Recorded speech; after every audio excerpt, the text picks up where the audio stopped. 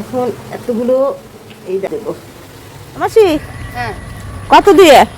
30 টাকা দেবো। তাই কোন যাত্রা চলছেন? এগুলো চিকন চিকন লতি, ওর ভিতর থেকে করছেন? 30 টাকা। হ্যাঁ, নেন দেন, আমারে দেন। কিসে নেবো? সকালবেলা এখন কিসে নেবো? এরকম করে নিয়ে যান। আচ্ছা দিচ্ছি, দাঁড়ান। এই কচুরলতিগুলো আমি কিনে নিয়ে এসেছিলাম বন্ধুরা। আর এই দেখো এতটাই চিকন ছিল যে এটা কিন্তু বাছতে খুবই সমস্যা। তবে মাথায় একটা টেকনিক আসলো। আমি কিন্তু এর আগে কখনোই ছুরি দিয়ে পরিষ্কার করিনি। আর এই ছুরির আগা দিয়ে একেবারে বিশ্বাস করবে না, আমার আধা ঘন্টাও লাগেনি সময়।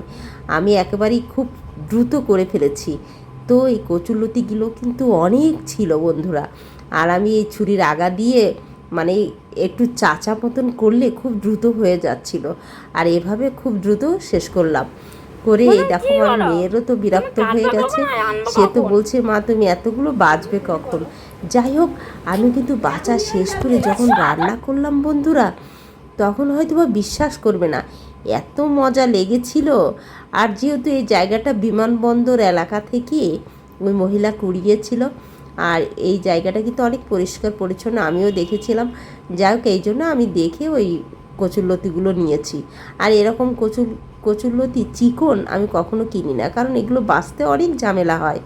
যাই হোক, এভাবে কিন্তু দ্রুত করে ফেলা যায় বন্ধুরা, তোমাদেরকে আমি একটু দেখাচ্ছি।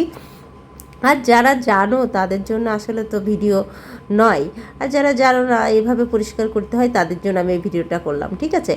যাই হোক বন্ধুরা, আজকের মতো তোমরা সবাই ভালো থেকো। আর এইভাবে করার চেষ্টা করব।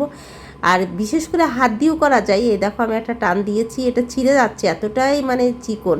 আর যাই হোক, এরকম টান দিলে কিন্তু সব পরিষ্কার হয়ে যায়, নিমিষেই সব করা শেষ হয়ে যায়।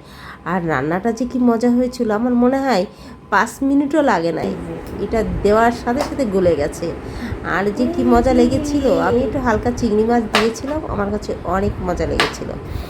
আর নিশ্চয়, আর দেশি যেগুলো বাজারে কিনতে পাওয়া যায় মোটা মোটা কচুরলতি, এগুলো কিন্তু আসলে খেতে অতটা স্বাদ লাগে না। তারপরে ওরা ভালো রান্না করলে সব কিছুই মজা। এই দেখো আমি রান্না করে ফেলেছি, একটু আদা রসুন দিয়েছিলাম আর চিংড়িটা কষিয়ে নিয়ে এখন কচুরলতিগুলো যখন দিয়ে দিয়েছি, এখন অল্প একটু সময় আমি ঢাকনা দিয়েছিলাম বন্ধুরা।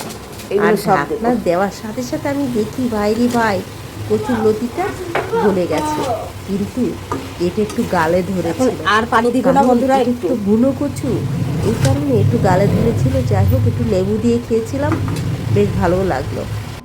তো দেখো রান্না করে ফেলেছি, এখন বাচ্চাদের দিচ্ছি। আমার মেয়ে তো খুবই, এর আগে আমার মেয়ে কিন্তু কখনো কচুরলতি খায়নি, তো আজকে প্রথম। তো আজকে কিন্তু ভালো থেকো।